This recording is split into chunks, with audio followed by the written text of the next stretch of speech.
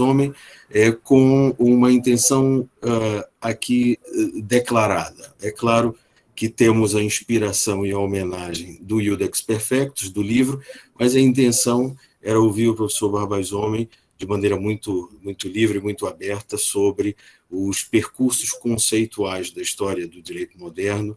E, professor, seja então muitíssimo bem-vindo a esta conferência de abertura.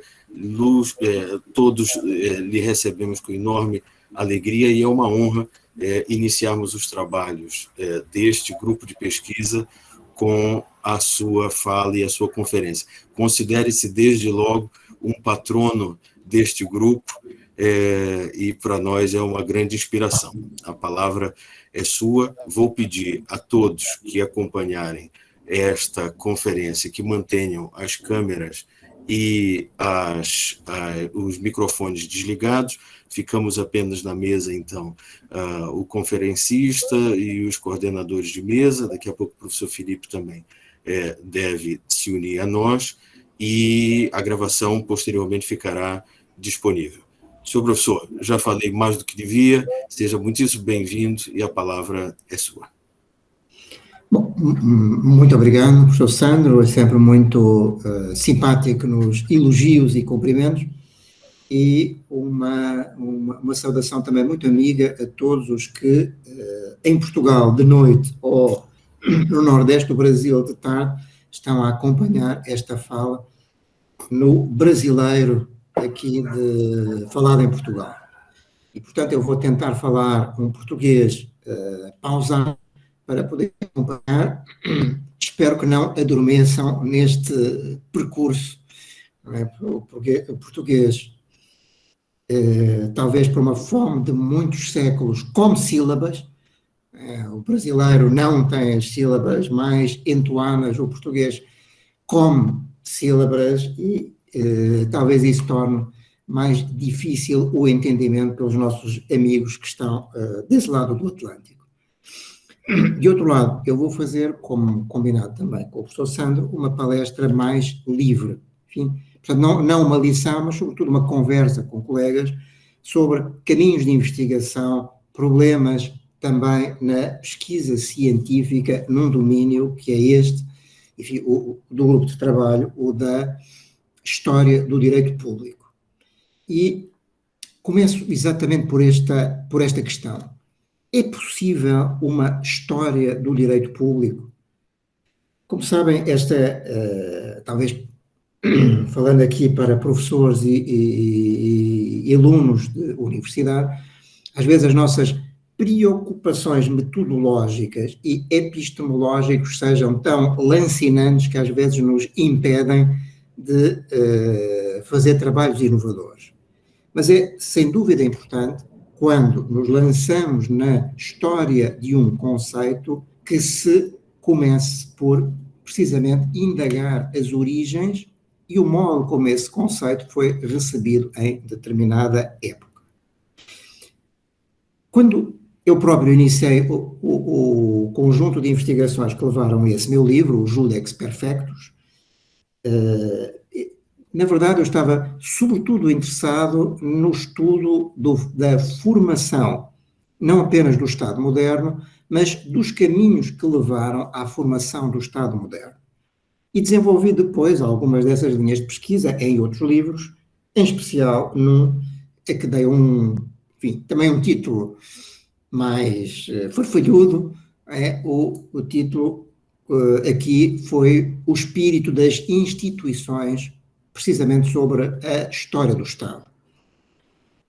Evidentemente, também neste caso, o título foi inspirado no livro de Montesquieu, que alguém que leia com atenção, para além daqueles trechos que ficaram mais famosos, não deixará de verificar que todo o livro de Montesquieu é também uma indagação sobre os caminhos de construção do Estado, da política e do direito na sua própria época, ou, talvez mais exatamente, até à sua própria época.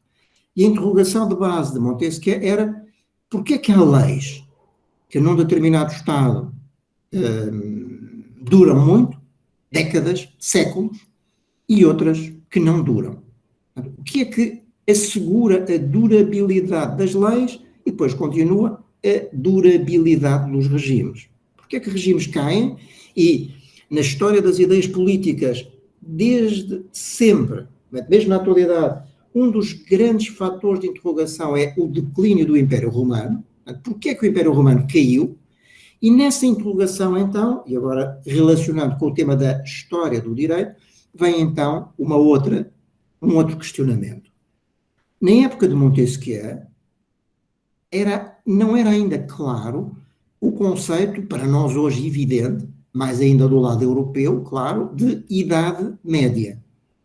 Portanto, a periodização da história, que hoje, nas histórias do direito público e de qualquer outra matéria, aparece claramente distinguida entre antiguidade clássica, eventualmente antiguidades orientais, Idade Média e Idade Moderna, não era, na época de Montesquieu, evidente. E só será evidente, na verdade, a partir do século XIX. A periodização que, de um modo geral, nós adotamos, portanto, o lado europeu primeiro e depois o lado americano mais tarde, falando agora apenas destes períodos, deixando de lado a antiguidade, Idade Média, Idade Moderna, eventualmente Idade Contemporânea, tudo isso são construções da historiografia romântica e liberal do século XIX. A partir de matrizes, a partir, portanto, de uma sensibilidade e de estudos que vinham de grandes investigadores, como Montesquieu, do século XVIII. Mas, portanto, a leitura do processo histórico nem sempre foi a mesma. E isso é muito importante para quem se vai depois debruçar sobre certas épocas do passado. E para quem se vai debruçar sobre certas épocas do passado, tem sempre que começar também pela interrogação: o que é que aquelas pessoas sabiam sobre sobre a sua própria época. Dando aqui um exemplo. Nós agora em Portugal estamos a comemorar os 200 anos da Revolução Liberal de 1820 e o nascimento da primeira Constituição Portuguesa em 1822. E o Brasil, dentro de uns anos, comemorará também os 200 anos da sua primeira Constituição. E frequentemente também as histórias do constitucionalismo, que eu nesta apresentação vou colocar como termo final da minha apresentação, portanto o início do constitucionalismo, mas frequentemente as histórias do movimento constitucional partem do princípio que os autores do movimento constitucional, em França e nos Estados Unidos primeiro, em Portugal e em Espanha depois, no Brasil, ao mesmo tempo que Portugal, que essas pessoas sabiam tudo o que Montesquieu já sabia, mais tudo aquilo que se passa a seguir a Montesquieu, mais tudo aquilo que era pressuposto eles, homens da década de 1820, saberem. Ora, o saber não é cumulativo. E essa é uma ideia fundamental para quem se debruça nas tarefas hermenêuticas da compreensão dos documentos do passado. O que é que aquelas pessoas sabiam? E, de outro lado, os textos que eles elaboram, as leis, os contratos, as sentenças, os tratados doutrinários, a quem é que se dirigiam e o que é que elas efetivamente diziam. Mas, portanto, a leitura da história tem que assentar um pouco nestas bases, né? Na dúvida, em primeiro lugar, uma espécie de dúvida metodológica e hermenêutica acerca do percurso linear da história. E, portanto, nós hoje temos como assente, mas nem sempre foi assim, que dividimos a história num período medieval e num período moderno. E a propósito dessa modernidade falamos do Estado moderno, da sociedade moderna, da arte moderna, da cultura moderna, das religiões que nascem também em consequência da crise da modernidade, e aqui entra um outro conceito, o conceito de reforma. Também para quem se debruçar mais atentamente sobre estas questões, pode centrar epistemológicas da nossa disciplina, da história, também deveriam tomar em consideração que palavras como reforma ou renascimento também só se tornam, de alguma forma, consensuais no debate histórico e filosófico do século XIX. Precisamente aquele que veio dotar a história de um contorno científico. Portanto, quando se faz o traço da história do direito público, é importante ter esta consideração genérica. muitos dos autores de que eu vou falar ao longo desta sessão, e que certamente conhecem, muitos dos grandes juristas, historiadores, politólogos dos séculos XVII, XVIII, os Hobbes, os Locke, não tinham uma clara consciência, como nós hoje temos, do processo histórico em que essas pessoas estavam envolvidas. Muitas vezes nós estamos, por exemplo, como juristas práticos, advogados, juízes, procuradores, legisladores, empenhados no nosso tempo, não temos o distanciamento para compreender o tempo em que estamos a viver. Mas sem dúvida, portanto, que o Estado moderno é uma nova época na história do direito e é, portanto, também uma nova época na história do direito público. Porquê? E agora, evidentemente, é uma história europeia. E nessa história europeia, o século XVI, o século do Renascimento, do ponto de vista da arte, da cultura, da literatura, o século da Reforma protestante e da Contra-Reforma católica, o século também do Concílio de Trento, obteve um conjunto de grandes desafios institucionais, desde logo esse o da construção do Estado moderno, mas também o da construção da sociedade moderna, aquela que está presente, por exemplo, na legislação da família do Concílio de Trento, e esses desafios obrigavam então a um novo direito. Esse novo direito, portanto, por simpatia, o direito público, é também contemporâneo de um outro grande processo de transformação do ponto de vista, agora, não tanto relevante para nós, juristas dos nossos dias, mas muito relevante para autores que não tinham do direito o conceito que nós hoje temos. E agora avanço um pouco mais. Quando nós vamos ler os autores, então, dos séculos XVI e XVII, nós verificamos que o seu conceito de direito, portanto, a resposta que eles dão à pergunta o que é o direito, não coincide com as respostas que nós damos, imbuídos de critérios científicos que nos levam a separar o direito da teologia, o direito da moral, o direito da economia, o direito da sociologia e de muitos outros ramos do pensamento científico. Quando nós vamos ler os autores destas épocas, por isso, temos que estar conscientes desta sua importante diferença.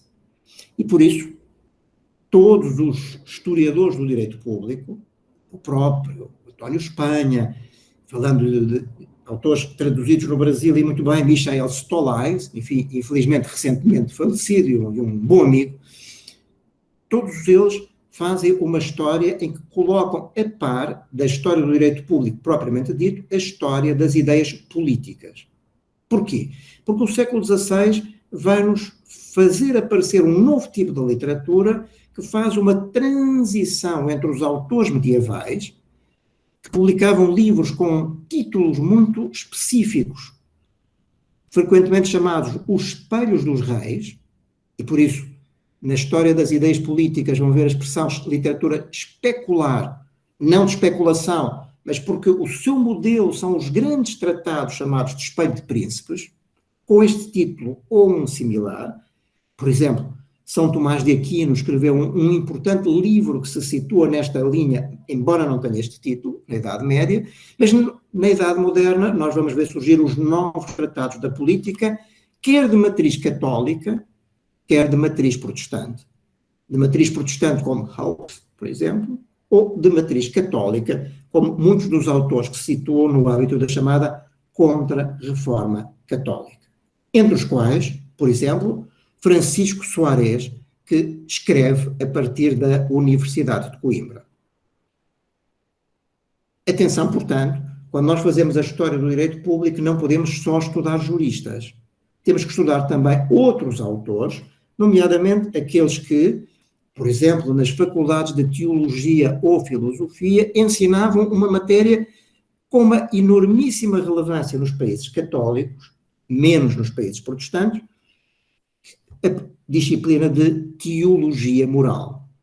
Quem for estudar a literatura do século XVII, em Portugal ou Espanha, por exemplo, também em Itália, vai encontrar muitos livros com este título de dicionários de teologia jurídica, fazendo então a ligação entre o direito e a teologia. E muitos destes teólogos, e agora lembrando um assunto que nesta época de woke e de revolução cultural, é uma época complicada, mas muitos destes grandes teólogos, por exemplo, Francisco Soares, foi consultor dos reis, tal como Vitória já o tinha sido, e como consultores dos reis eles dão opiniões sobre os grandes temas relacionados com a colonização da América. Apenas alguns que hoje nos parecem muito ingênuos, se os índios têm alma, mas outros que já têm um conteúdo jurídico muito relevante, se os índios podem ser proprietários das coisas, se é possível a guerra justa contra os índios, se é possível o comércio contra os índios, etc. As respostas, portanto, são respostas que são dadas utilizando argumentos jurídicos, alguns retirados do direito romano, e como já irei referir, cada vez mais, no entanto, os argumentos jurídicos vão se afastando do direito romano. Mas muitos dos argumentos utilizam ainda um fortíssimo utensílio de natureza moral. Tive a ocasião também há uns anos de colaborar num projeto, enfim, quando ele se iniciou todos diziam que ele era impossível de realizar, mas enfim, realizou-se, que foi a publicação das obras completas do Padre António Vieira. E já, portanto, bem dentro do século XVII, as obras do Padre António Vieira continuam bem radicados nesta mesma visão, em que o teólogos, né, e no caso teólogos práticos, enfim, não apenas teólogos especulativos, dão opiniões concretas sobre temas muito precisos que nós hoje consideraríamos do direito público. Mas o seu olhar não é o olhar do jurista, é o olhar do teólogo. E ao lado do olhar do teólogo, então, temos depois as respostas propriamente ditas da literatura política em livros que, portanto, superam aquela visão que já vinha da Idade Média e que vão apresentar a política sob novos olhos. Autores que todos conhecem, como por exemplo Jean Bodin, e que apresentam nos seus livros da política, precisamente, todos os utensílios teóricos que farão parte, então, da caracterização do Estado moderno, entre os quais o conceito de soberania. E, portanto, nestes livros da política, nós vamos encontrar, então, também alguns dos utensílios fundamentais para a construção do direito público da modernidade, nomeadamente o conceito de soberania, e em torno do conceito de soberania, ao que vamos encontrar nos tais teólogos, nos políticos, nos juristas, o conceito de uma comunidade internacional construída em torno da noção de Estado soberano. Portanto, o direito público evolui para estas questões relativas à dimensão externa e, por isso, frequentemente, o conceito de direito internacional, como nós hoje diríamos, aparece não apenas já com aquela visão clássica, medieval e antiga de direito de agentes, mas com a função, com a visão inovadora que é o direito público externo, ou como depois se dirá, o conceito público universal. Portanto, o direito público que rege os Estados soberanos na sua condução uns perante os outros. Ainda aqui uma nota sobre este diálogo entre o direito e a política.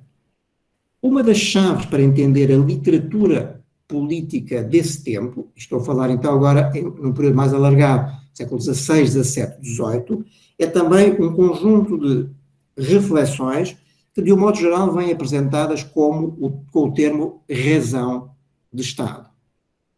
A época, portanto, não é a da razão do direito, a época do racionalismo do direito, a época dos grandes críticos da razão de Estado será o século XVIII, e o racionalismo liberal vai ser, portanto, uma resposta clara contra a razão de Estado, mas a razão de Estado vem sendo teorizada ao longo deste período, precisamente como um conjunto de um lado, ideias, mas sobretudo como técnicas de conservação do poder.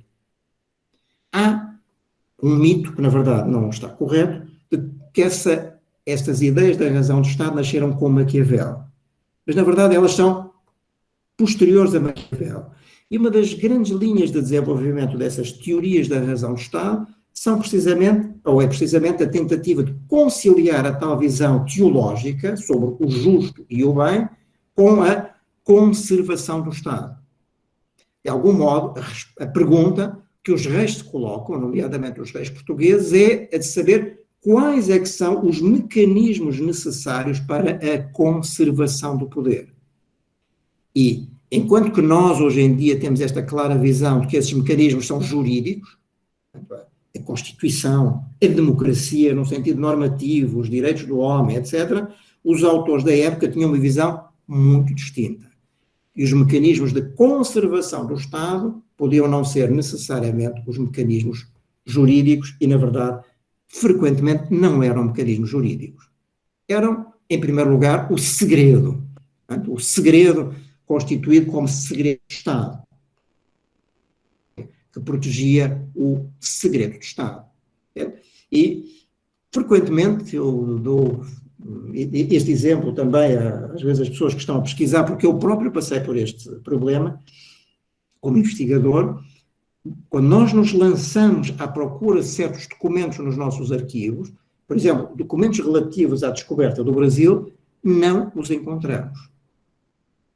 E não os encontramos porque, às vezes, não há documentos, outras vezes, pura e simplesmente, houve o cuidado de destruir esses documentos.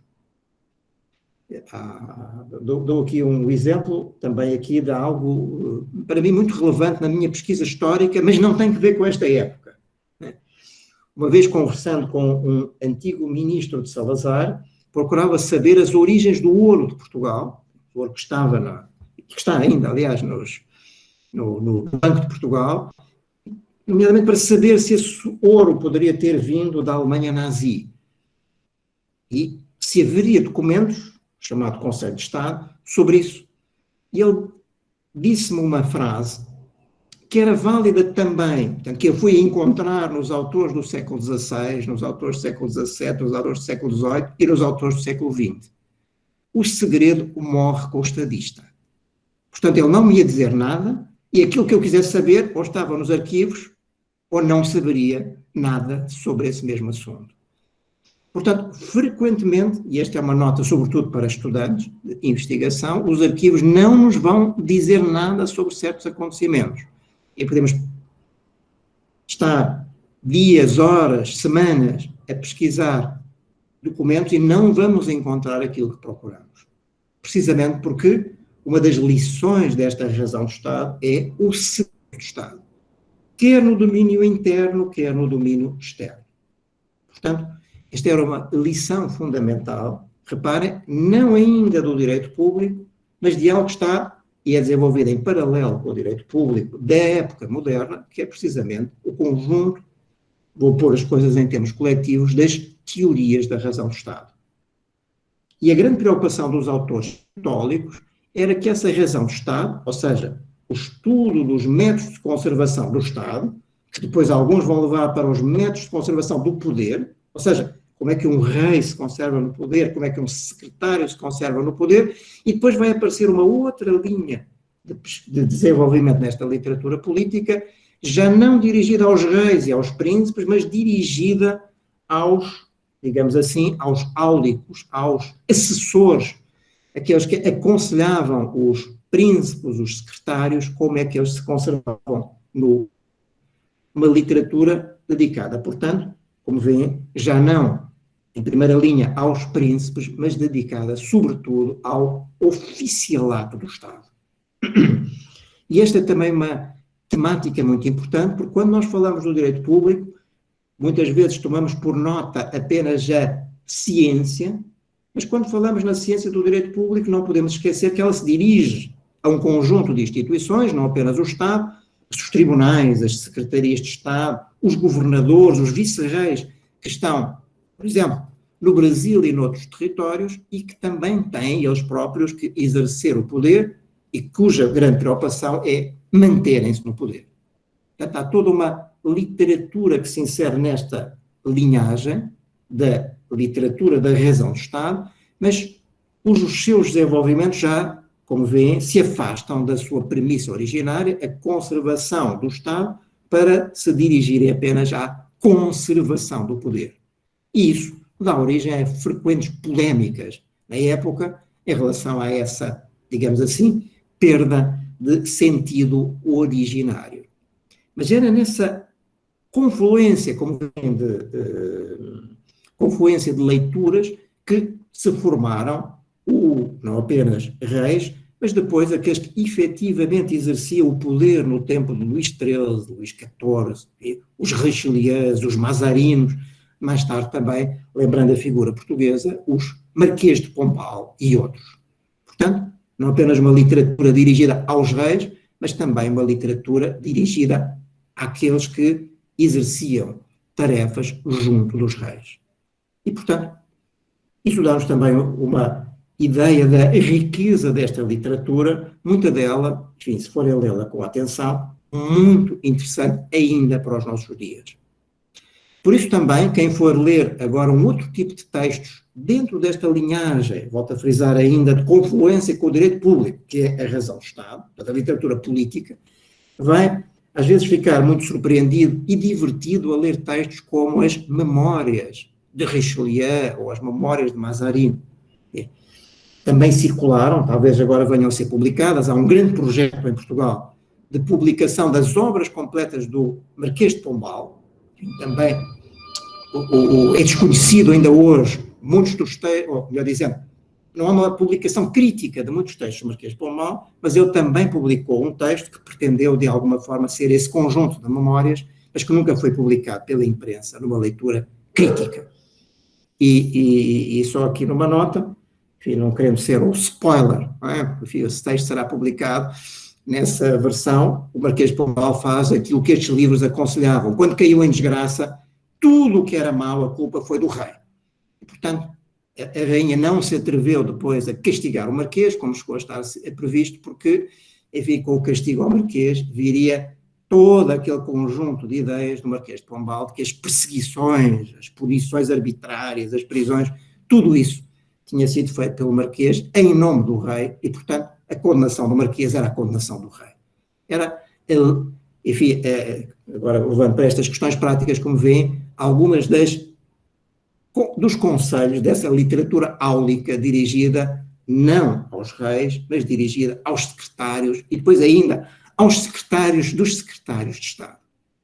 Portanto, tudo isso faz parte desta panóplia de textos que nós encontramos em Portugal, como encontramos em Espanha, como encontramos na Itália ou na França, neste período, portanto, nos séculos XVI a XIX, que globalmente, então, nós podemos designar como razão do Estado, mas, como veem, cuja riqueza, em qualquer dos casos, é muito grande e, também aqui numa nota final sobre este aspecto, é diferente essa literatura nos países católicos e nos países protestantes e é diferente em Portugal, por exemplo, do modelo espanhol. Mas, portanto, recordo aqui estes dois aspectos centrais para entender a teoria do direito público. A importância da teologia e dos teólogos e a importância da política no quadro destas concepções sobre a razão do Estado. Sem fazermos esta contextualização, não vamos entender, então, bem, o que é ou o que foi o direito público da época moderna. E também agora aqui apenas alguns tópicos. Cada país tem a sua própria história do direito público. Por exemplo, quem for ler a história do direito público, publicada, enfim, na tradução no Brasil do livro Stolleis, vai encontrar-se perante uma descrição fascinante do mundo alemão, mas o mundo português é diferente do mundo alemão. Portanto, primeiro aspecto muito importante, o mundo católico é diferente do mundo protestante. E, de outro lado, o mundo alemão, com a sua pulverização de mais de 300 unidades políticas distintas, portanto, não unitário, também, a sua história é diferente da situação portuguesa.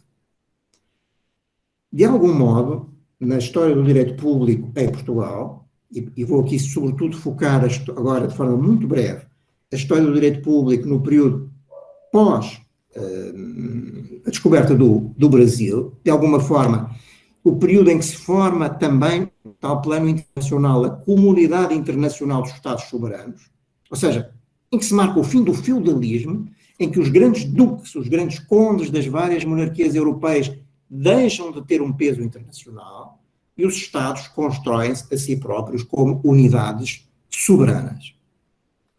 O que é distinto da história portuguesa em relação a outros países? Em primeiro lugar, unidade. Portugal é um país unitário do ponto de vista linguístico e do ponto de vista jurídico.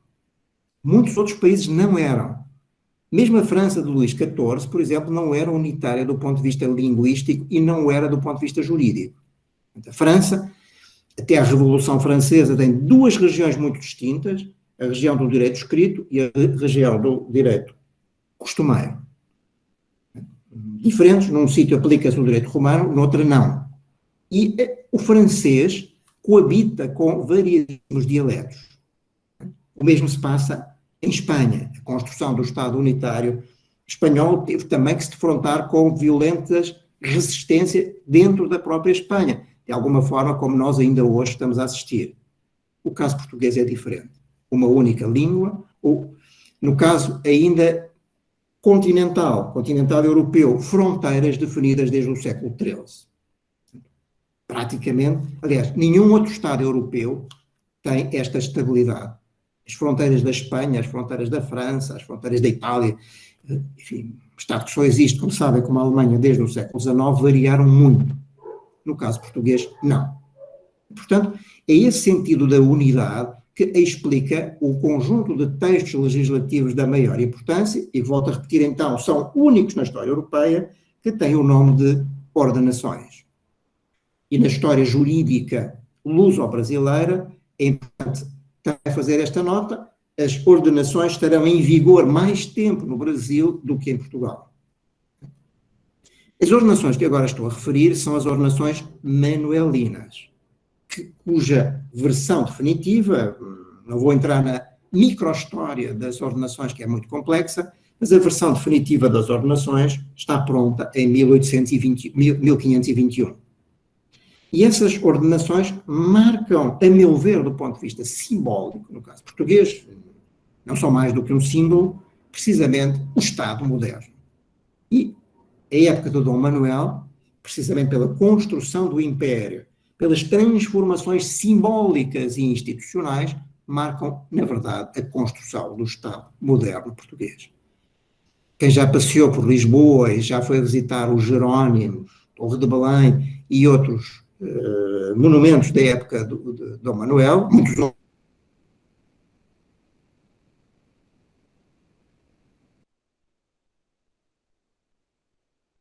Eu acho que congelou aqui. De uma construção do Estado. Desculpe, senhor professor. Se puder retornar alguns segundinhos, 15 segundinhos, que sua imagem ficou temporariamente congelada e não lhe ouvimos também. O senhor falava dos Jerônimos. Eu peço desculpa, assim, às vezes pode haver estas flutuações na qualidade da internet. Não sei se agora estão a ouvir agora mais. Agora sim. Foi a primeira vez que isso aconteceu. Mas são... Mas então era só para dar um pouco esta nota. A construção de um Estado também se manifesta do ponto de vista simbólico. E os doutores que estão em Lisboa agora poderão visitar no Museu Nacional de Arte Antiga uma pequena exposição. Não era possível levar para o Museu de Arte Antiga estes monumentos, mas uma pequena exposição sobre, precisamente, os grandes símbolos do poder da época de Dom Manuel. Ou seja, há uma construção simbólica do Estado e essa construção simbólica do Estado está bem presente na época de Dom Manuel. Grandes reformas jurídicas. E agora, não sei se me estão a ouvir. Perfeitamente, professor. Estão a ouvir, sim. Dr. Sandro, agora de vez em quando vejo a sua imagem também congelada. Acho perfeitamente, estamos ouvindo perfeitamente. Mas então, quais são os grandes dados que aqui são importantes para a ciência do direito público? Em primeiro lugar, como se manifesta também noutros países europeus, um afastamento em relação ao direito romano. Embora no quadro ius commune o direito romano fosse direito aplicado em Portugal, o direito público romano não dava resposta às grandes questões que a construção dos novos impérios e dos novos Estados modernos traz. E, portanto, isso exige novas leis. Vai exigir, no caso português é muito relevante e também será relevante para o Brasil, a reforma dos forais. Portanto, vai exigir novas leis. Precisamente porque se torna cada vez mais consciência de que o direito público romano não dá resposta aos grandes problemas que o Estado moderno implica. Não apenas no que diz respeito à construção do poder, mas em tudo o que diz respeito à construção técnica do Estado. Direito dos bens, direito dos oficiais da coroa, direito dos juízes, por exemplo. Tudo isso exigia um novo direito e o direito romano não dava resposta a essas questões. Portanto, é isso que a modernidade traz de novo, a necessidade de um novo direito, e nesse quadro, aquilo que nós verificamos é que há um novo tipo de direito comum, agora não assente no direito romano, mas na opinião dos juristas. Portanto, muitas destas reformas, por exemplo, sobre o estatuto dos juízes, sobre o estatuto dos oficiais da coroa, são similares entre Portugal e a Espanha e têm muita similitude com a França. A França aqui é um caso diferente. A França conheceu até muito tarde o Instituto da Venalidade nos ofícios. Portanto, os cargos públicos compravam-se e vendiam-se, algo que em Portugal estava proibido. Mas, portanto, este é um traço fundamental para compreendermos então o Estado moderno e o seu direito. A insuficiência do direito romano, portanto, o afastamento das soluções do direito romano e o nascimento de um direito de base legislativa, que em qualquer dos casos tinha ou continuava a ter fortes ligações com a teologia moral. E dou aqui um exemplo para o qual chamei a atenção precisamente no livro Judex Perfectus, um instituto que de algum modo estava perdido na história, muito grande. No direito português, ele tem o nome de residências. Na designação latina ou latinada, tem a designação de síndicos ou sindacato.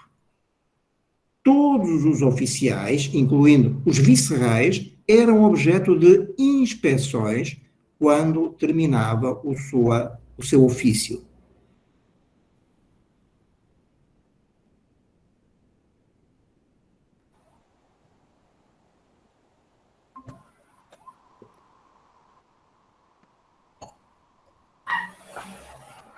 Bem, não sei se agora já está outra vez em rede. Consigo lhe ouvir. Professor Sandro, estão a ouvir? Sim, sim. Estou a lhe ouvir perfeitamente. Muito bem, eu percebo aqui essa nota de que houve uma interrupção na ligação. Mas continuamos a lhe ouvir bem. O senhor falava sobre as residências ou sindicatos. Exatamente. Portanto, é um instituto muito original na sua configuração no direito português e que, portanto, está expresso na legislação portuguesa, embora tenha raízes nas comunas medievais da Itália e na forma como os grandes juristas italianos, como Baldo, utilizaram a instituição, e que implicava isto. Todos os oficiais, nomeadamente os juízes, que eram designados por períodos temporários, eram obrigados a prestar contas da sua administração no final, precisamente, do seu mandato. E os vice-reis também. Todos os oficiais tinham que prestar contas e conhecemos casos de vice-reis que aguardavam no Rio Tejo que tivessem ordens reais para poderem desembarcar. Portanto, a tal ideia de que o Estado moderno era um Estado absoluto e não havia controle sobre o exercício do poder, não é verdade. E a mensagem interessante, na leitura, por exemplo, de muitas desses autos de residência que estão contidos nos nossos arquivos oficiais, é precisamente esta mensagem de um império que era controlado a partir de Lisboa. Portanto, e controlado através de mecanismos como esses das residências. No final, portanto, no final do seu mandato, mesmo estes altos titulares, como os vice-reis, até ao mais humilde dos funcionários da administração, era sujeito a este tipo de mecanismos de controle. E esses mecanismos de controle pretendiam controlar o abuso de poder, a corrupção, a violência no exercício de funções. E talvez isso tenha contribuído, na verdade, para uma disciplina, um conceito que nos autores da época é distinto do direito, para uma disciplina, não apenas dos oficiais régios, juízes, os empregadores e muitos outros, mas para manter, na verdade, o funcionamento do Estado moderno.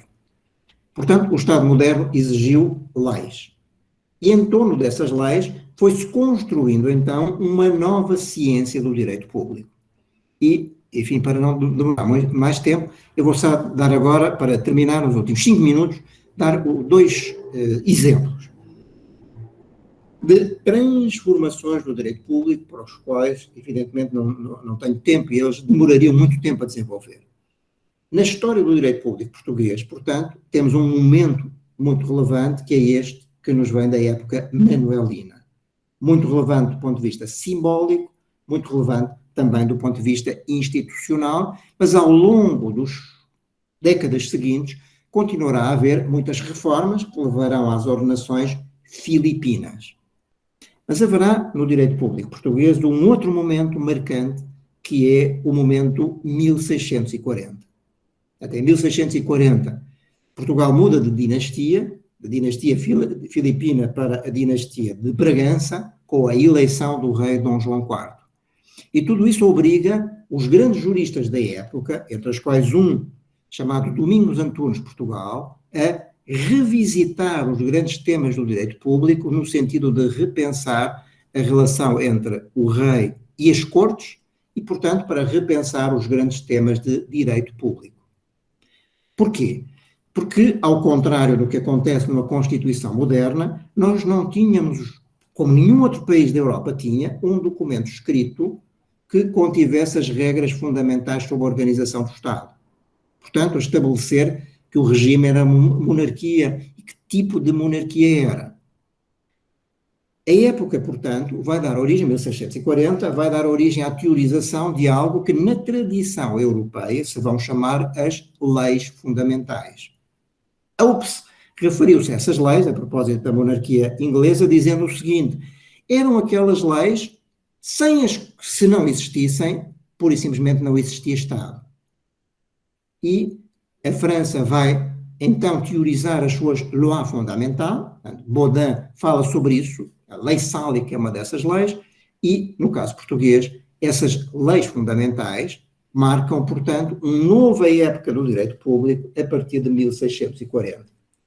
Uma das interrogações, então, que nós temos hoje em dia, no debate em torno do surgimento do constitucionalismo quase 200 anos depois, até em torno de 1820, é o de saber que ligação é que existe entre as velhas leis fundamentais da monarquia, portuguesa, espanhola, por exemplo, ou francesa, e as novas constituições, que no caso português e brasileiro, emergem a partir de 1820. Mas, portanto, essa é uma outra temática no estudo do direito público. O nascimento do conceito de leis fundamentais e a teorização em torno dessas leis fundamentais em autores como Domingos Antunes Portugal, Velasco de Gouveia e outros, a geração de 1640, e depois, na transição para o absolutismo teórico, ou, para usar uma designação muito utilizada pelos alemães, o absolutismo tardio, a época de Dom José I, o que é que vai trazer de novo esse absolutismo da época do Marquês de Pombal? E aí, portanto, em torno de 1750, os desafios que se colocam às monarquias europeias e também à monarquia portuguesa são muito diferentes e vão trazer-nos um novo direito público. Com isto, portanto, penso que estou a concluir o meu tempo para podermos continuar a conversa, enfim, apesar dos problemas de ligação à internet, e espero que é muito difícil estar a dar uma sessão quando estes problemas sugerem que do outro lado já não temos o auditório que gostaríamos de ter ou que estaríamos à espera de ter neste momento. Mas, doutor Santos, fica então à espera das suas e dos vossos questionamentos para continuarmos agora este diálogo. Sim, senhor. Entre pessoas que estão deste lado do Atlântico e aqueles que estão do lado do Atlântico. Vamos fazer um diálogo transatlântico aqui. Senhor professor, quero agradecer a essa conferência que nos entrega e sem dúvida, isso marca para nós algumas sugestões e algumas recomendações já de pesquisa e andamento do trabalho, que vou também, antes de passar as perguntas, lhe sugerir ou lhe demonstrar aqui, para lhe apresentar também como é que nós estamos pensando o desenvolvimento deste grupo. Os alunos e professores que estão aqui presentes vão acompanhar nos próximos 2 dias o lançamento do edital, que é a chamada para candidatura de professores, alunos, pesquisadores no grupo. Este grupo é constituído por uma área de concentração, por assim dizer, mais ampla, que é justamente a história do direito público, entendido aqui como a história política, intelectual e cultural do direito moderno. Algumas das observações que o senhor professor já nos deixa aqui, não apenas em relação aos documentos, aos desafios de alguns conceitos que implicam em observação prática, como, por exemplo, a questão do segredo e do quanto o segredo torna as fontes mais fugidias para a avaliação e descoberta. Isso é essencial para pesquisadores novos e para pessoas que vão iniciar efetivamente o trabalho aqui. Nós temos 2 linhas de pesquisa, professor Barbosa Homem, dentro desse grupo. 3 linhas de pesquisa, perdão. Uma delas, que será liderada por mim, fala sobre a semântica. Tem alguém com o microfone ligado? Agora, melhorou. Que fala sobre a semântica biopolítica dos conceitos de Estado, Constituição e governo no direito público moderno. Essa sua fala final me lembra exatamente uma das linhas de referência do trabalho aqui, que é o Martin Lowling, o professor do direito público da London School of Economics, cujos últimos trabalhos, especialmente sobre a história do direito público moderno, um trabalho posterior à ideia do direito público, ele publica primeiro a ideia e depois as fundações do direito público, fala justamente sobre essa transição entre aquilo que consideramos as constituições fundamentais, e aí é claro que ele tem em mente a Inglaterra, e quando surge o conceito de leis fundamentais, mais entendidas aqui como as leis escritas codificadas. Então, a necessidade de se observar a evolução de alguns conceitos, como Constituição, como governo e como povo, como uma maneira de seguir também nessa evolução semântica da história do direito público. Uma linha é essa, a semântica biopolítica de conceitos de Estado, Constituição e governo, baseada exatamente nessa premissa, a que será coordenada pelo professor Vitor Russo, que está aqui presente também, fala sobre o modelo de jurista perfeito, e aqui com clara inspiração, perfis intelectuais entre o bacharel e o jurista cientista na cultura jurídica brasileira, que tem como 2 bases o trabalho do Carlos Petit, espanhol, e o seu trabalho aqui, especialmente na parte sobre ensino, que nós temos focado bastante no planejamento desse grupo. Então, dentro do seu livro, a parte sobre ensino e direito prudencial e a formação desses bacharéis é uma das referências principais.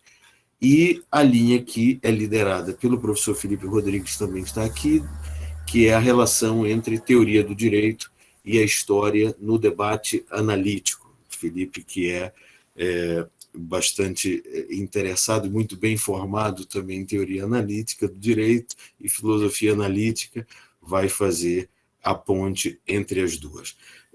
Essa tarefa de lhe apresentar também estas 3 linhas em que o grupo se desenvolverá vem com um convite aqui já expressamente formulado de que adiante esperamos também nas diferentes linhas poder contar com seu aconselhamento e participação na medida do seu tempo e que seus trabalhos lhe permitam. Mas os professores Felipe e professores Vitor têm aqui também algumas perguntas para lhe fazer. Eu convido ao público que esteja nos acompanhando, que deseje também formular perguntas. Preferencialmente, eu pediria que me mandassem aqui pelo chat, de maneira que nós possamos encaminhar a pergunta para o professor, responder dentro do tempo razoável aqui do nosso evento, mas passo a palavra e de imediato ao professor Vitor Russo para formular também sua pergunta. E voltando a agradecer a sua conferência desde já, professor. Boa tarde, professor. Você me ouve? Todos me ouvem, né? Tá tudo certinho? Estamos ouvindo bem. Perfeito. Professor Barbas Homem, é uma grande honra tê-lo aqui hoje conosco e desenvolver um trabalho duradouro, que perdure, principalmente porque antes de nos conhecermos, a sua obra já era uma inspiração, inclusive para o nome da minha linha ou para o tema que ela pesquisa, né? O modelo de jurista perfeito. Em dobradinha com o professor Antônio Manuel Espanha, quem, enfim, faço uma deferência muito grande, foi meu co-orientador na pesquisa de mestrado que desenvolvi no programa de pós-graduação em História, aqui da Universidade Federal do Pará. Os textos que rodeiam esse tema me são muito caros e, portanto, gostaria de fazer até um pedido de maior aprofundamento, se possível, sobre o tema do ensino jurídico, já que nós temos que atentar nessa formação do direito moderno para aspectos teológicos e políticos. Um dos aspectos de durabilidade de certo regime ou então das suas leis também é a transmissão, a recriação e o entendimento que os juristas em formação e, posteriormente, os juristas professores têm em relação à estabilidade do regime. Há um papel, pelo menos entendemos isso de forma latente nesse início da pesquisa, de que os juristas e as autorrepresentações sobre o que seria um bom jurista, um jurista perfeito ou um jurista bem formado seria algo vital para esses problemas do direito moderno. Então, gostaria de deixar essa pergunta, até como forma de provocação específica à minha linha, para quem se interessa também por pesquisar. Em breve vamos ter o edital aberto. Gostaria de ouvi-lo um pouquinho mais sobre esse assunto, já que acredito que um dos elementos da sua preocupação também no livro Judex Perfectus. Muito obrigado. Professor Felipe, se tiver... Opa, rapidinho. Obrigado, professor Barbas Homem, por ter aceitado o convite. É uma alegria para nós ter a sua presença hoje, mesmo que digital. Espero que logo as coisas acalmem, que nós possamos também quem sabe, trazer o senhor aqui também para o outro lado. Eu queria fazer um comentário e uma pergunta.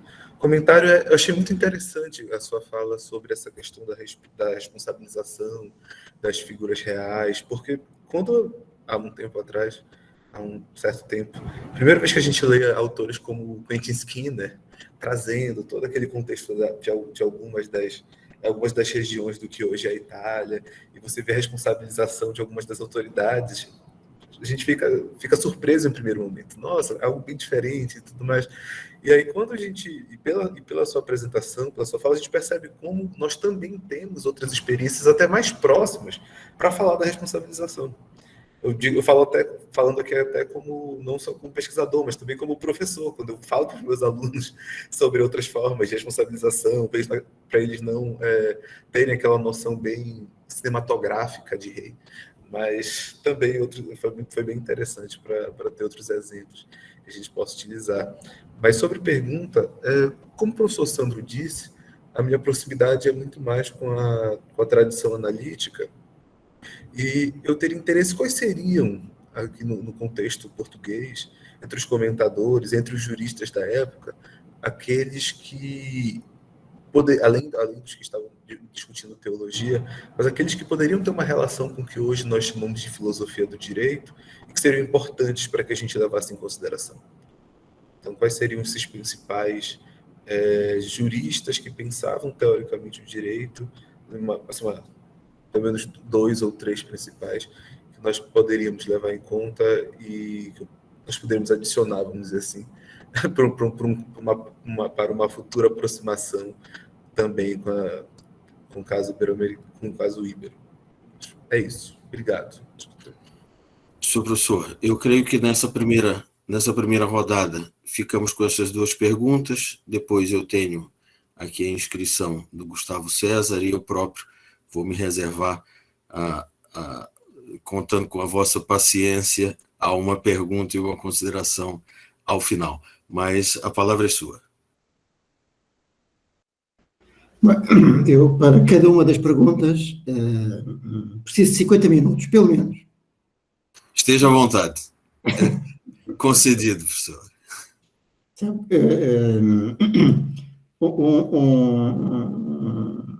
Para tornar mais distendida também a nossa conversa, e portanto aquilo que eu vou dizer é uma brincadeira, mas eu penso que pensando em Gilberto Freire, Charles Boxer e outros que tinham interpretações sérias, penso que o Império Português, o Império Português foi um império construído em resorts. Quem for passear pelos sítios do Império vai verificar que realmente os colonizadores portugueses escolheram os melhores sítios, os melhores locais para construir o seu império. No Brasil, Goa, na Índia, é um sítio lindíssimo, como Luanda e outros são também lugares lindíssimos. Mas o Império, portanto, estava muito disperso em lugares lindíssimos, mas todos muito distantes uns dos outros. E a pergunta era, como é que se formavam os juízes que iam exercer funções nesses lugares? E a verdade é, não se formavam. Na verdade, e esse é um aspecto que mostra o anacronismo do sistema português, a formação na Universidade de Coimbra centrava-se exclusivamente ou no direito romano ou no direito canónico. Foi assim até às reformas pombalinas, portanto, a chamada Reforma Pombalina da Universidade de Coimbra. Os estudantes não se formavam, não apenas não se formavam em direito português, como não estudavam direito português até à Reforma Pombalina. E, portanto, o anacronismo era este. Um desembargador poderia exercer funções para a relação da Bahia, depois para o Rio de Janeiro, exercer funções como corregedor no Brasil ou na Índia, e pura e simplesmente não tinha estudado na universidade nada que o preparasse para isso. Noutros lugares, noutras experiências imperiais, não se passou isto. Nomeadamente, a Espanha permitiu a criação de universidades nos seus domínios na América Latina, coisa que Portugal não o fez. E, portanto, até o final, portanto, até a independência do Brasil, na verdade, até 1910, quando é criada a Universidade de Lisboa, a Universidade de Coimbra é o único lugar de formação dos juristas do Império. Isso é completamente anómalo, é diferente de todas as outras experiências europeias. A Espanha tem várias universidades, a França tem várias universidades, a Península Itálica, enfim, tem imensas universidades. Mas todas elas, em qualquer dos casos, com esta mesma característica. Não se estuda direito local. É apenas no reinado de Luís XIV que se começa a estudar direito francês nas universidades francesas. É aproximadamente na época do Marquês de Pombal que se começa a estudar direito espanhol nas universidades da Espanha e, na verdade, portanto, durante séculos, os juristas portugueses estudavam apenas ou direito romano ou direito canónico. E, na verdade, vem aqui também outro anacronismo nesta mesma situação. Muitos juristas podiam exercer funções práticas como juízes, corregedores, desembargadores, e não tiveram sequer formação em direito romano, porque eram formados em direito canónico. O direito português permitia que as pessoas formadas em direito canónico seguissem o mesmo tipo de ocupações jurídicas, o mesmo tipo de cargo jurídico, do que os formados em direito romano. Portanto, uma situação, como veem, anómala. E ela ainda é mais anómala quando nós verificamos que as nossas leis, portanto as ordenações, mas repetindo algo que já vinha da legislação medieval, impunham aos juízes aplicar em primeiro lugar a lei do reino. Portanto, a primazia do direito nacional sobre o direito canónico está expressa em todos os grandes textos da modernidade, nomeadamente nas ordenações manuelinas e nas ordenações filipinas. E, portanto, o modelo de formação dos juristas, como se vê, vou falar agora dos juristas práticos.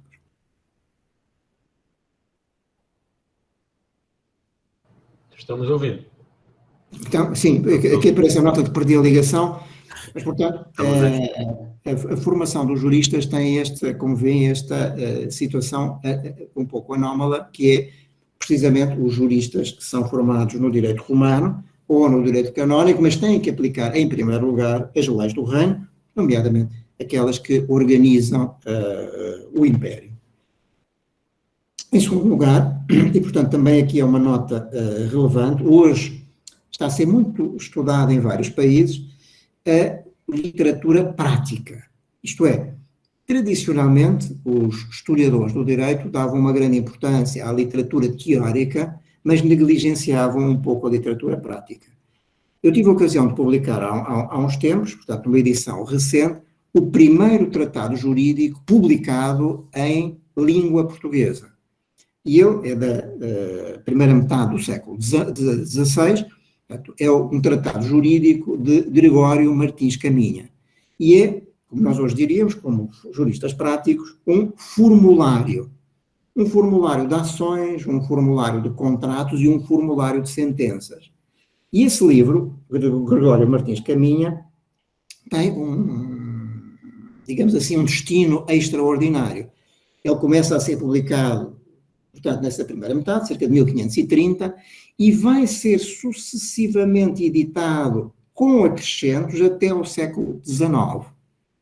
E isto mostra-nos o caráter translatício da literatura prática. Quem quiser saber quais é que eram os formulários de um contrato de compra e venda, de um contrato de compra de escravos, mas também de uma sentença, aquelas casos de preceito, ofensas corporais e outras, vai encontrar nesse formulário de Gregório Martins Caminha um repositório muito relevante. E aquilo que nós vamos encontrando, então, agora como grande linha de força na pesquisa histórico-jurídica, é chamar a atenção para estes textos. Isto é, tal como eles existem em Portugal, também foram publicados em francês, em espanhol, em inglês, este tipo de textos. E, enfim, eu sou um advogado também de formação, e, na verdade, quando iniciei o meu estágio de advocacia, a primeira coisa que fiz, como provavelmente todos, foi estudar estes textos, comprá-los e ver como é que, antes de mim, se faziam as conjugações, como, eventualmente, se faziam as sentenças. Portanto, há uma decalagem muito grande, há uma distância muito grande entre a literatura teórica e a literatura prática. Mas existiu uma importantíssima literatura prática, nomeadamente nessas questões fundamentais para a formação dos juristas. E, de outro lado, também aqui, juntando de alguma forma a pergunta do professor Filipe, é preciso notar o seguinte: os nossos quadros mentais estão, desde as revoluções liberais e desde que as Constituições colocaram como preceito fundamental o princípio da igualdade, mas todos nós estamos formados para o binómio lei geral e norma individual. Mas todo o direito pré-contemporâneo, portanto, o direito antes do liberalismo, estava orientado para um sentido diferente. Estava orientado para o direito singular. Estava orientado para o privilégio que, depois, podia ser teorizado sob diversas formas. Do direito romano já vinha a distinção entre o caso geral e o caso, entre a regra geral e o caso concreto. Os juristas da Idade Média pegaram nessa distinção e em especial, começaram por fazê-lo no direito canónico e foram desenvolvendo em toda a Idade Média e na Idade Moderna. Ou seja, num quadro de situação de conflito entre fontes de direito, como nós hoje diríamos, em regra poderia prevalecer a disposição mais concreta, e não a geral. Portanto, o privilégio de uma pessoa podia prevalecer sobre a lei geral. Um foral de uma terra, portanto, as regras de privilégio de um determinado local podiam prevalecer. E é por isso que quando chegamos ao final deste período, ou seja, quando chegamos ao início da luta pelo constitucionalismo, uma das suas palavras de ordem, portanto, dos liberais, era precisamente a ideia de um novo tipo de direito assente nas constituições e nos códigos, assente, portanto, nas regras gerais e em leis gerais e abstratas. Portanto, essa é que é uma das linhas de força fundamentais também para entender esta teoria do direito nas épocas pré-liberais. Portanto, a importância do privilégio. E do ponto de vista fático, havia grupos privilegiados.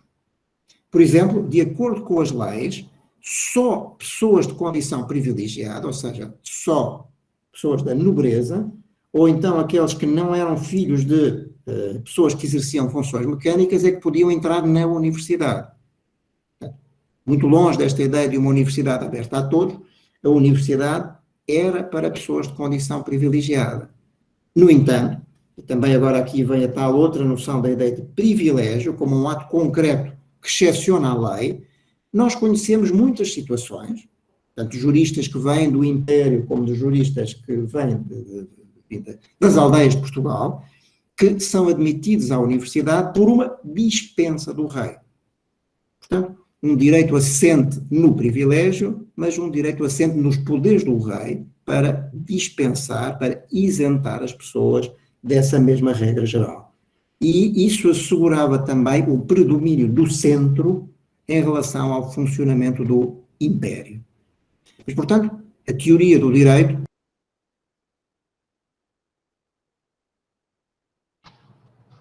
Agora saiu de vez. Opa, agora caiu. Espero que ele já vai voltar. Tranquilo.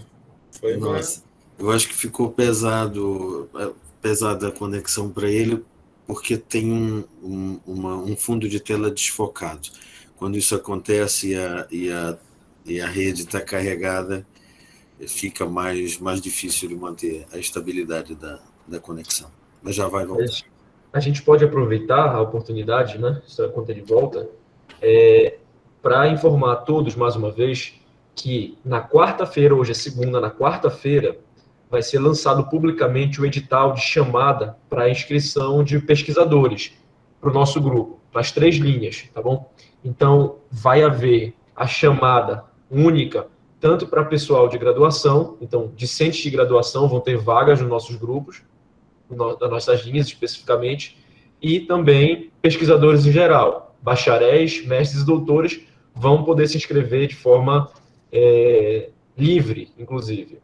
No caso específico, as nossas reuniões todas vão ser híbridas, né? O professor Sandro, por estar em Portugal, vai fazer as reuniões 100% online, mas eu e o professor Felipe, que estamos aqui em Belém do Pará, nós vamos fazer de forma híbrida, no PPGD do CESUPA, que é quem alberga o grupo de pesquisa, mas deixando a participação livre para quem for inscrito de outros locais do Brasil. Então, ou até propriamente de Belém, que prefiram participar de forma remota.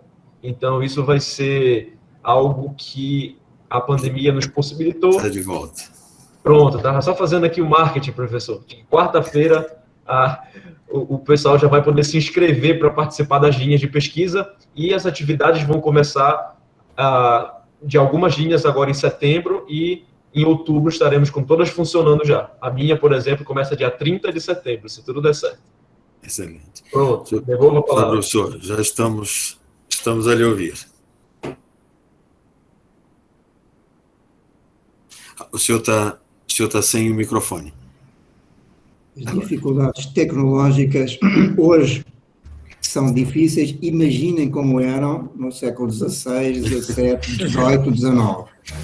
Para manter esses juízes e a comunicação em todos os continentes. Em todos os continentes. Sim, por exemplo, e isso são questões relevantes para as pesquisas.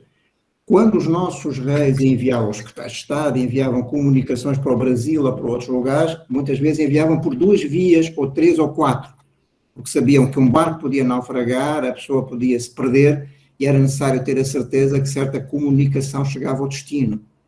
Falámos sobre segredo, a cifra, os documentos iam cifrados e era preciso frequentemente ter um decifrador para conseguir entender e ler certos documentos, etc. Portanto, há certas ideias que nós associamos ao mundo contemporâneo, mas que na verdade já o encontrávamos em épocas passadas. Sr. Professor, temos aqui uma inscrição de um professor muito querido ao grupo, da nossa admiração, professor Gustavo César Cabral, da Federal do Ceará, que tem um grupo de pesquisa admirável, de estudos aqui dos brasileiros também. E, professor Gustavo, fique à vontade, ligue aí sua câmera, faça a pergunta diretamente, seja muito bem-vindo, prazer tê-lo aqui. Boa noite, professor Sandro, boa noite, Felipe, Vitor, um prazer estar aqui com vocês, boa noite, professor Pedro Barbazomem, com quem cheguei a trocar algumas correspondências uns anos atrás. Exatamente. Se lembra, é um prazer enorme conhecer o senhor, pelo menos virtualmente, né? E evidentemente de quem sou leitor há bastante tempo, né? Desde Priscas Eras, né? Como se diz por aí.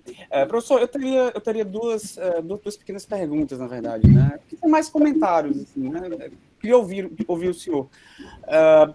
A partir, inclusive, da sua resposta à provocação do Vitor sobre a literatura prática, que é um tema que me é muito caro, um tema sobre o qual, enfim, já tive a oportunidade de escrever, em razão ao qual tive a oportunidade de trabalhar também.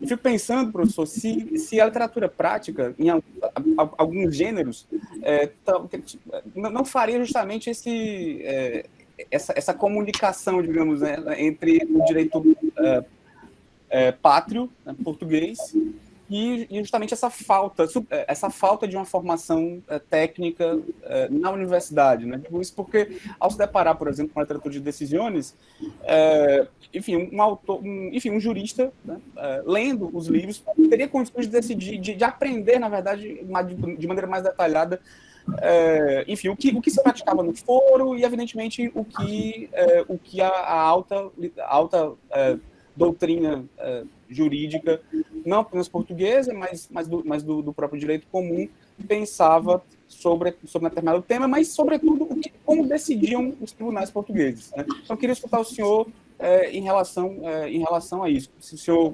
enxerga essa característica, ou se o senhor discordaria dessa constatação.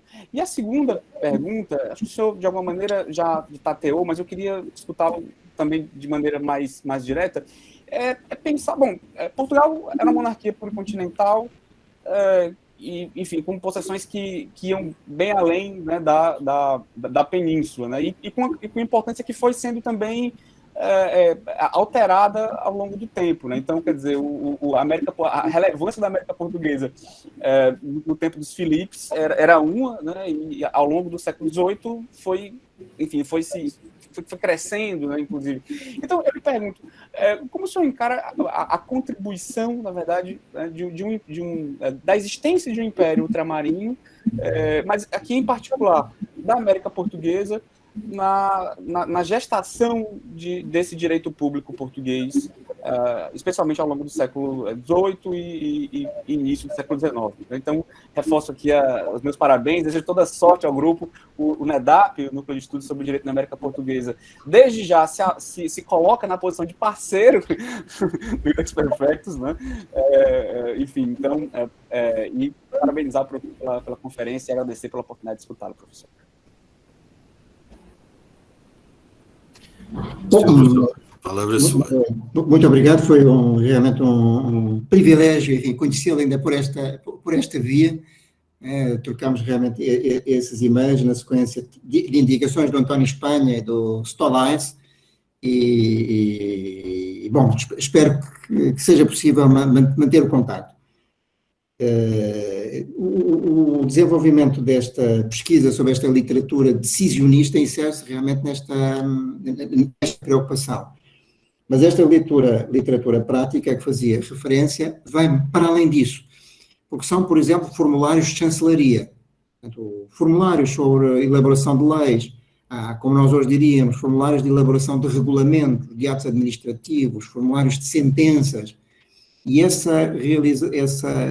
tipo de texto de literatura prática mostra-nos um mundo profundamente diferente do mundo académico, mas um mundo igualmente jurídico. Portanto, e esta literatura prática, volto a repetir, hoje tem vindo a ser estudada e valorizada, porque ela também permite compreender melhor muita da realidade prática, muita da realidade vivida, por exemplo, no Império. Isto é, muito do direito vivido, por exemplo, muita da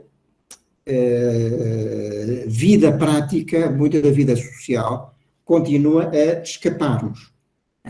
Enquanto que hoje, por exemplo, numa sentença judicial, nós podemos encontrar a palpitação de uma sociedade nas ações de divórcio, e muitas outras, nestas épocas pode ser muito difícil, de um lado, porque o acesso aos próprios autos é complexo, ou não temos acesso a esses autos, no caso português, portanto, o arquivo dos feitos finos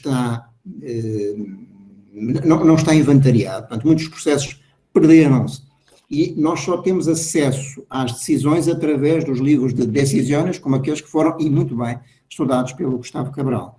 Portanto, esse é um problema dramático para Portugal. Portanto, e que tem que ver, de um lado, com o facto de muitos dos arquivos terem desaparecido durante o terremoto, e, de outro lado, outros arquivos não estarem inventariados. E, por isso, o pesquisador das sentenças judiciais só consegue ter acesso a elas através da literatura jurídica, e não através de uma pesquisa arquivística, por exemplo, onde fosse descobrir as decisões, por exemplo, da Casa da Suplicação ou de qualquer outra alta instituição portuguesa. Portanto, a importância para nós do estudo da literatura decisionista também tem que ver com isso, a dificuldade de acesso às próprias fontes em primeira linha. De outro lado, portanto, essa literatura decisionista, mesmo assim, comporta um anacronismo, como foi estudado pelo Gustavo Cabral e por outros autores. Ela está escrita em latim, né? Mas as sentenças, melhor dizendo, a vida prática decorre em língua portuguesa, e a língua que deve ser utilizada pelos advogados é o português. Portanto, há ainda aqui alguns anacronismos que nós temos que compreender melhor sobre essa mesma literatura decisionista. Mas ela permite-nos, em qualquer dos casos, estar a compreender algo, enfim, recordando aqui um pouco também a teoria analítica, é muito relevante, que são as técnicas de argumentação dos juristas. Portanto, nomeadamente, a utilização das técnicas típicas da retórica e da dialética, tal como elas eram praticadas ao tempo. Portanto, não as retóricas atuais, mas as da época. E também aqui só numa nota, o século XVIII, na reforma pombalina da Universidade de Coimbra, um dos aspectos contra os quais se vai dirigir a reforma é precisamente também contra a retórica, enfim, depois é acusada de ser a retórica aristotélica e jesuítica que era utilizada até ao tempo, e vai-se propor uma outra forma de pensar, muito assente na lógica e assente também na geometria, algo que Leibniz já tinha proposto precisamente para o direito público e que, enfim, pelo menos do ponto de vista teórico, podemos dizer que está associado aos mecanismos da codificação do direito. Portanto, esse é também, na verdade, e agradeço a pergunta, um conjunto de reflexões importantes. Portanto, a técnica da exposição do direito, nos séculos XVII e XVIII, utiliza muitos desses critérios que eram estudados não na Faculdade de Direito, mas na Faculdade de Filosofia. Era aí que se estudavam, na verdade, essas técnicas retóricas e a dialética, a tal dialética que o Marquês de Pombal vai criticar de forma violenta, considerando que ela estava ligada ao domínio de Aristóteles e aos jesuítas e apontando para novas linhas de reforma, muito ligadas à chamada lógica de Port-Royal e a uma nova, portanto, técnica de exposição do pensamento. E por isso os livros de Decisiones vão também desaparecer a partir de determinada época. Quanto à possível influxo digamos assim, complexidade do império, e nomeadamente da situação brasileira para o direito público, sim, sem dúvida, também podemos dizer que sim. E no fundo, sobretudo em duas grandes áreas dentro do direito público, o direito dos bens e o direito das pessoas. Em relação ao direito dos bens, a problemática relativa à chamada lei mental, precisamente recolhida nas ordenações manuelinas, mas anterior, é muitíssimo relevante. E ao longo deste tempo, sucederam-se os comentários. O mais importante é precisamente o Tratado das Doações Régias de Domingos Antunes, Portugal, pós-1640. Portanto, a problemática das doações de terras, das doações de jurisdições e de outro tipo de bens é um dos temas fundamentais do direito público. E uma das questões que se vai colocar, quer no continente, quer nas colónias, é precisamente a questão da natureza originária ou derivada do poder dos reis face ao direito de apropriação dos bens. Portanto, um tema controverso, um tema que se liga aos direitos reais, aos direitos banais, à reforma dos forais, e que se vai colocar, enfim, também de forma muito violenta na transição, sobretudo em Portugal, menos no Brasil, na transição para o liberalismo. Aí a manutenção da propriedade das terras, no Brasil, vai dar origem a outro tipo de sociedade, mas em Portugal os dados são um pouco diferentes. Ou também a discussão sobre o poder de impor tributos. Se esse é um poder de direito público ou se esse é um poder de direito privado e se, consequentemente, os terratenentes também têm o poder para impor esse mesmo tipo de tributos. Tudo isso está nestes grandes teóricos sobre as doações régias. E, portanto, é um problema central. Lembro, de alguma forma, todos os nossos trabalhos sobre a história dos Estados estão muito orientados pela ideia de Weber.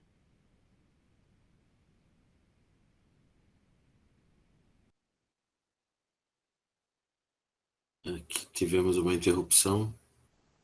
Sim.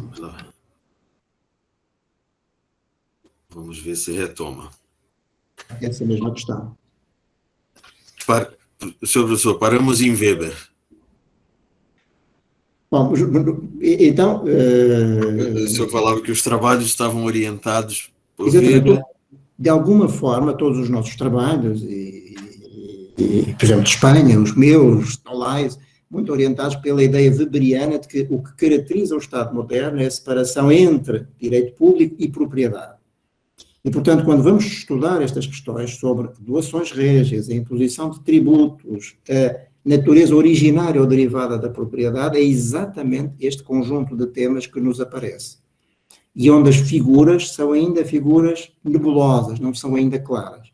Em Portugal, elas vão tornar-se claras, sobretudo com a legislação liberal do início dos anos, logo a seguir, ou aliás, aprovada ainda durante a Guerra Civil e implementada a seguir à Guerra Civil Portuguesa. Portanto, cerca de 1833.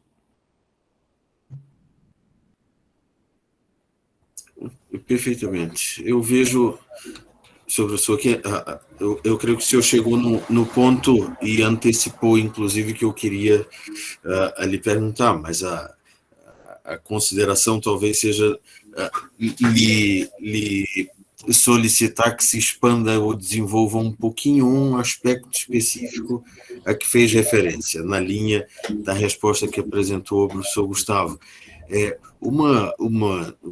Um fenômeno notável que me parece militar fortemente a favor desta autonomia epistemológica de uma área específica para o estudo histórico do direito público, vai na direção de que, se, por um lado, do ponto de vista das fontes e mesmo do desenvolvimento histórico, considerado uma história interna, o direito privado se baseia fortemente no desenvolvimento e em toda uma dinâmica de costumes e de estabilização de costumes de povos e de comunidades e coletividades, o direito público, a partir de um determinado momento, vai surgir exatamente de um outro tipo de movimento ou de outro tipo de dinâmica. Quero dizer, um direito que é fortemente influenciado por ideias e teorias, dentro de um grupo muito mais restrito e muito mais homogêneo em termos de recrutamento e formação, quando nós pensamos, por exemplo, nos intelectuais e nos acadêmicos, sejam eles teólogos juristas, sejam eles formados nas faculdades de leis e cânones, e diretamente ligados a um aconselhamento de alto nível de Estado, que conforma uma estrutura nova de fontes que vai se impor e se implementar de cima para baixo. É claro que não do dia para a noite, mas procurando quebrar determinados padrões de desenvolvimento e ação dentro daquela sociedade e implementar reformas muito significativas que vão, ao longo do tempo, surtir resultados. Eu me refiro, como um exemplo específico, a essa parturição, digamos assim, do direito, de alguns conceitos essenciais do direito público, de dentro de uma tratadística que, a princípio, era tradicionalmente do direito privado, conceitos como senhorio, por exemplo, jurisdição, mas que vão, a partir do século XVII, mudando de sentido e de semântica, porque já passa a ser um bem, um senhorio, e com determinados poderes e determinadas capacidades que já não são reconhecidas ao particular propriamente. Mas a ruptura vai se dar, me parece, mais por dentro do que por fora. Mas, ao mesmo tempo, isso se coloca numa verticalidade que vai se implementar através do mecanismo da jurisdição real, né? Porque se cria ideias, se criam teorias, se formam pessoas, mas essa lei, essas normas baseadas nessas ideias vão lá na ponta ser implementados por um tipo específico de oficial, que é uma figura nova aqui, que é um oficial com as ordenações, obviamente não debaixo do braço, porque não dava para isso, mas é alguém informado, pelo menos, por um novo tipo de lógica, que vai ter que dar cumprimento a esta lei baseada, por sua vez, numa teoria. Seguindo esta linha, nós podemos, então, professor, afirmar que há um status e uma autonomia mesmo nessa linha histórica de direito público, porque, pelo menos em termos de fontes e de pessoas, ela se diferencia absolutamente, ou pelo menos com letras muito fortes, de uma história do direito privado a partir do século XVII, pelo menos? Sabe, uma das lições para todos nós que investigamos é esta. Frequentemente, talvez muito pela nossa formação, nós tendemos a pensar que o mundo é coerente.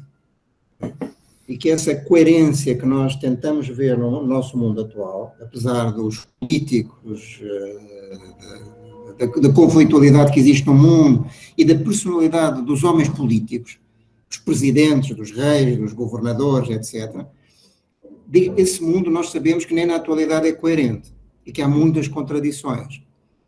Portanto, quando nós vamos, portanto, pesquisar os documentos do passado, também não podemos ter a ideia de que vamos encontrar um mundo que não tem contradição. Portanto, o mundo é naturalmente sujeito a essas contradições.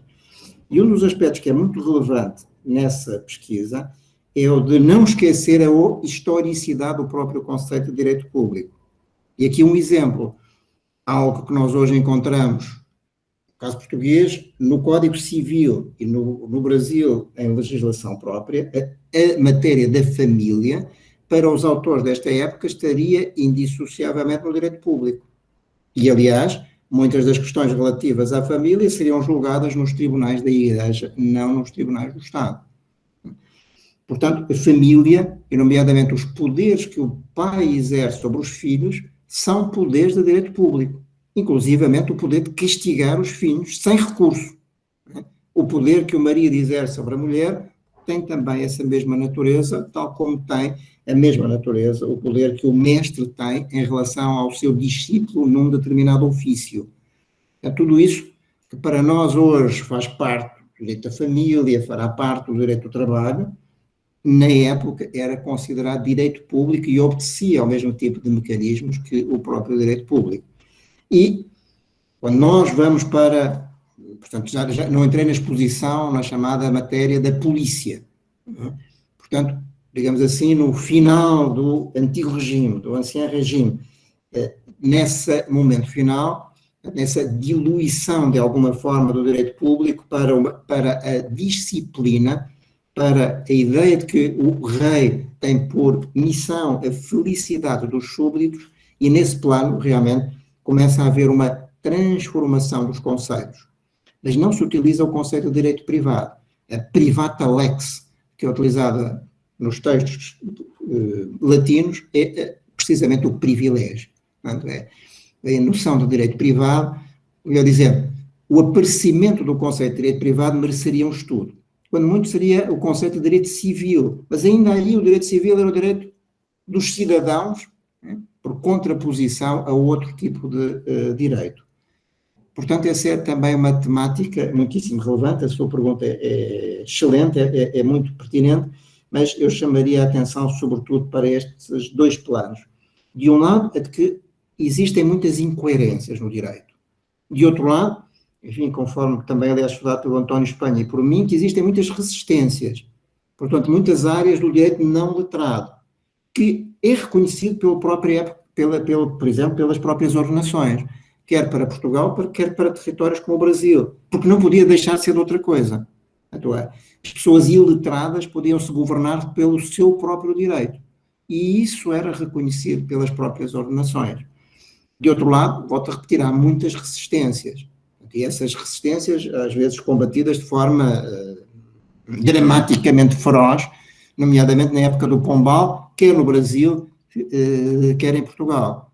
Mas nessas resistências nós, e nomeadamente nas alçadas, portanto, nos documentos que acompanham essas tentativa de acabar com essas resistências, nós verificamos que há muitos espaços, não propriamente de não direito, embora também haja espaços de banditagem pura e simples, mas também há espaços onde esse direito não erudito está em plena utilização. Portanto, e isso é reconhecido pelo direito oficial. Portanto, essa não é um direito que está nas margens, é um direito que é reconhecido pelo próprio direito oficial, e talvez esteja aqui um pouco o segredo para a longa subsistência do Império Português. Isto é, ele foi-se adaptando às circunstâncias. E a adaptação a essas circunstâncias foi um pouco o reconhecimento de que, nas matérias que eram relevantes, aí intervinha o corregedor, interviria quando foram criados os tribunais da relação, ou o governador, enfim, eventualmente o vice-rei, mas tudo o resto obedecia a uma grande autonomia. E por último, só uma nota. Há uns anos atrás eu desenvolvi a tese de uma estudante brasileira, enfim, a sua tese foi agora publicada pelo Instituto Max Planck, e ela é investigadora do Instituto Max Planck, Luísa Stella Coutinho. Eu confesso, não me lembro do título da tese, mas vou encontrá-la no Luísa Stella Coutinho, exatamente, vou encontrá-la no Instituto Max Planck. E lembro-me quando ela começou a estudar comigo, primeiro no mestrado, depois no doutoramento, muito marcada pelo feminismo teórico e pela ideia de que iria reconstruir o feminismo na jurisprudência histórica. Ela ficou, de alguma forma, muito surpreendida quando, de repente, descobriram nos documentos históricos da Paraíba coisas que não esperava encontrar. Por exemplo, mulheres a queixar-se da violência dos maridos. E isso registado nos documentos oficiais. Muito obrigado, Gustavo. Uma eficiência notável. Agora a ligação está boa. Não sei se me estão a ouvir também sem cortes, pelo menos da minha parte a ligação está boa. E realmente a tese dela é uma tese excelente, vale a pena lerem. Portanto, situa-se exatamente nesta confluência sobre o Estatuto das Mulheres e, portanto, na confluência entre o direito público e o que nós hoje chamaríamos do direito privado, mas a surpresa dela, e também, enfim, não foi surpresa minha, porque já tinha descoberto documentos semelhantes para Portugal, foi de repente encontrar na documentação oficial algo que, à primeira vista, nós pensaríamos que não estava lá, nomeadamente essas queixas das mulheres em relação a atos de grande violência dos seus maridos no Brasil colónia. Portanto, portanto, documentos do século XVII. Penso que o mais antigo é do século XVII, confesso, já não me lembro se há algum do século XVI já nesse sentido. O que assegura, de alguma forma, essa autonomia das mulheres, pelo menos na possibilidade de apresentarem queixa em relação a certo tipo de comportamentos violentos. Não entrei deliberadamente nesta exposição na questão do direito penal, né? Porque na época o direito penal era simultaneamente direito público e privado, né? Mas é também aqui uma nota de que o investigador tem que ir para os arquivos históricos de cabeça limpa. Portanto, todos os documentos merecem leitura e às vezes aquilo que nós encontramos é absolutamente surpreendente. Eu próprio, por exemplo, essa pesquisa muito grande que fiz para os Jurídicos Perfeitos, foram muitos anos, realmente descobri muitas coisas que não estava à espera de encontrar nos arquivos, mas que realmente permitiram fazer esse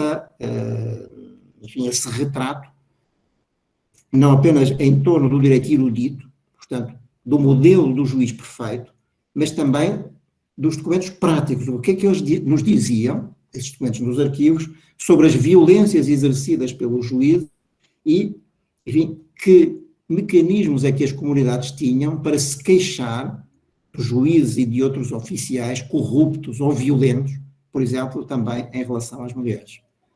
Portanto, é um pouco esta nota da necessidade de não se esquecer essa realidade. Se estamos a estudar um determinado tipo de documentação, por exemplo, as decisões em latim, nós só vamos encontrar uma realidade. Mas vamos pesquisar nos arquivos e, eventualmente, iremos encontrar a realidade que não está nesse mundo da literatura erudita e letrada e que se comunica em latim. Excelente. Senhor professor, eu, em nome do programa de pós-graduação em Direito do CESUPA e do nosso grupo, que começa agora já com essa excelente conferência, o que nos anima e nos dá grandes ambições de desenvolver aqui um trabalho que venha a ter a repercussão e a sua atenção também como patrono já convidado deste grupo. Eu quero agradecer renovadamente a gentileza e a cortesia da sua presença. O senhor professor Antônio Pedro Barbas Homem não apenas nos brinda aqui com a sua erudição, o seu modelo de pesquisador, um dos pesquisadores, um dos historiadores europeus mais destacados do nosso tempo, mas também com a sua cordialidade, a sua enorme gentileza, e isto não se apresenta em currículo, isto nós podemos observar na sua delicadeza ao dirigir-se a todos nós aqui. Então, nos dá grande alegria, um enorme prazer e uma honra tê-lo aqui abrindo essas nossas atividades. Aos alunos e demais professores que aqui estiveram, ao professor Gustavo César, que também acompanhou desde o princípio e deseja toda sorte ao trabalho deste grupo. Aqui já nos associamos ao NEDAP, também agradeço, alunos e professores aqui presentes, o professor Vitor e o professor Felipe, temos muito trabalho pela frente, mas já seguimos animados aqui com o beneplácito do professor Antônio Pedro Barbas Homem. Professor, muito obrigado novamente. Tenha uma excelente muitas felicidades aos estudantes e claro, aos professores e a todos. Enfim, despeço-me também com muita amizade de todos, esperando que seja possível um dia encontrarmos num resort no Brasil para conversar sobre estes temas, mas ao vivo. Isso seria muito bom. Estou já muito cansados do Zoom, do Google, enfim. Realmente é tempo de voltarmos à vida real. Vamos ter que nos desacostumar desses quadradinhos, mas espero que isso seja logo e muito em breve. Senhor professor, muito obrigado pela presença. Agradeço para todos, felicidades. Muito obrigado. Felicidades a todos. Uma boa noite.